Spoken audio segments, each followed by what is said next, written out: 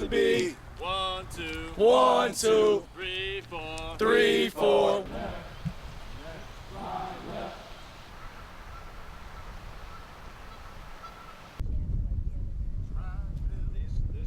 These students have been here for about they're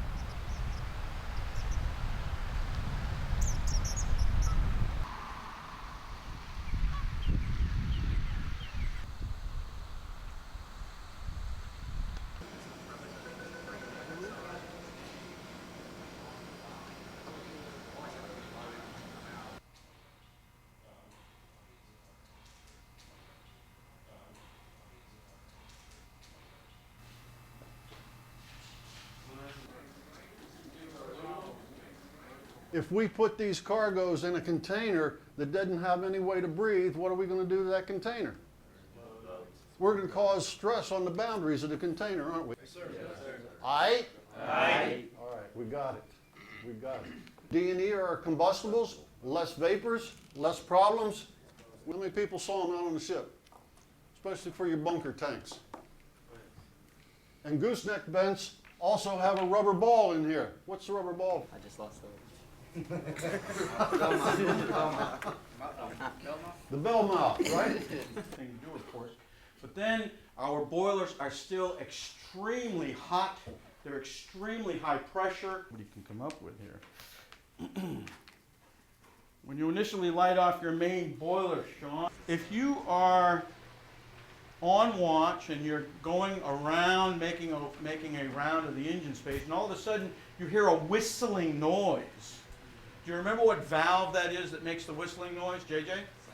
A sentinel valve. And it ease down, bring down the actual high pressure, high temperature. How do we do that? That's 20, right? Okay. What speed we making here? Let's zoom in a little.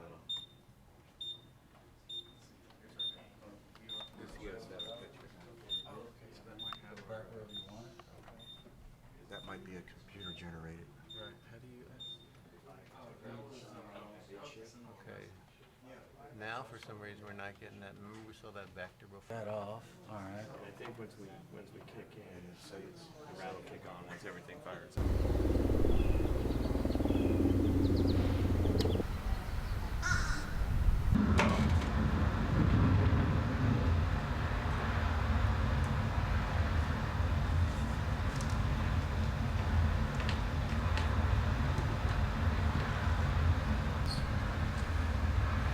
I would definitely lose your horizon.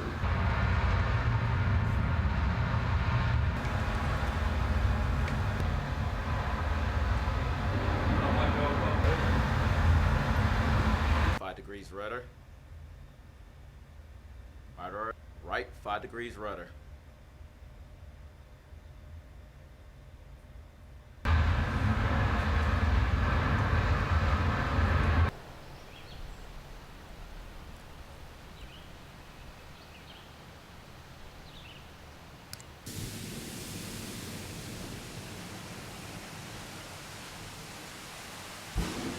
Awesome. Whenever you are ready, give me a straight stream. On the deck.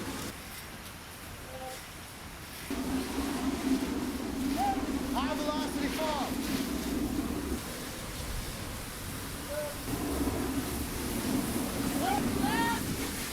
Good. All right, get the cargo home. Going at it. Good. Hold your position.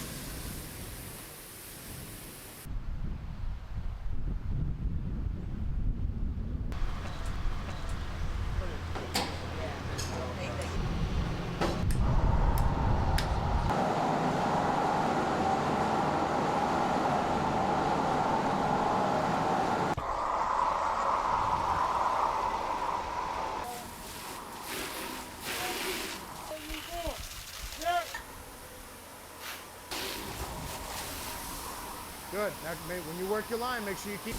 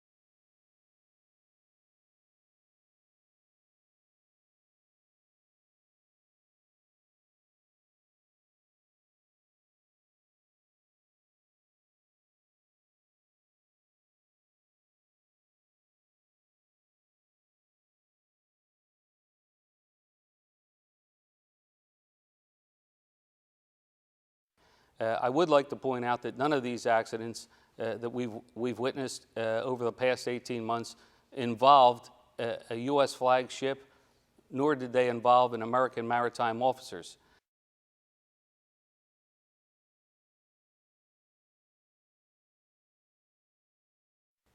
Yes, Brian, there's a great deal that's changed. The regulations, of course, we're all familiar with the changes to lifeboat requirements, 24-hour radio requirements, better weather forecasting. But what has not changed, of course, is that accidents are occurring primarily because of human error. I will bring out the point, though, that American maritime officers are trained to the highest standards at our STAR Training Center in Dania Beach, Florida, and they are vetted and licensed by the U.S. Coast Guard.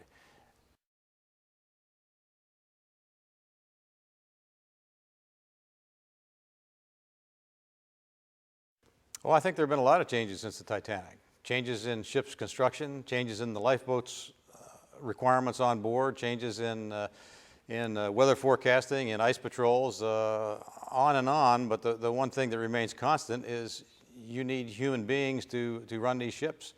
Those human beings need a lot of training. We go out of our way to make sure that American maritime officers get that training. As you may not know, none of those incidents or accidents that you mentioned earlier had American maritime officers on board. In fact, none of them were flagged U.S. flagged ships. What are you telling me here, that foreign officers aren't as good as American officers? Now, I can only speak for the American officers, and I can tell you they're the best trained in the world. We have a multi-million-dollar training center in Star Center in Dania Beach. We go out of our way to have all of our courses approved by the U.S. Coast Guard. All of our instructors are approved by the U.S. Coast Guard, and we go beyond the Coast Guard requirements for certifying our officers and our courses. So why aren't Americans in command on cruise ships?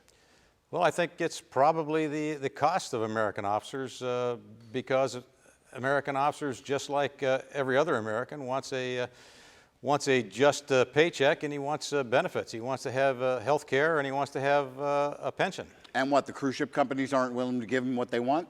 I think they can find officers who are willing to work for less money.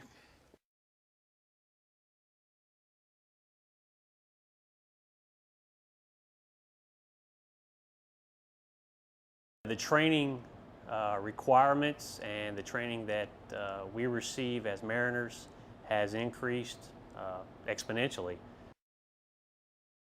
Navigation safety, emergency response goes hand in hand. What we do on the ships, especially in the U.S. trade, you know, we are responsible for protecting the American waterways. We bring these ships in and out of the American ports. Not only is it our livelihood, but it's also it's part of our heritage. This is what we do.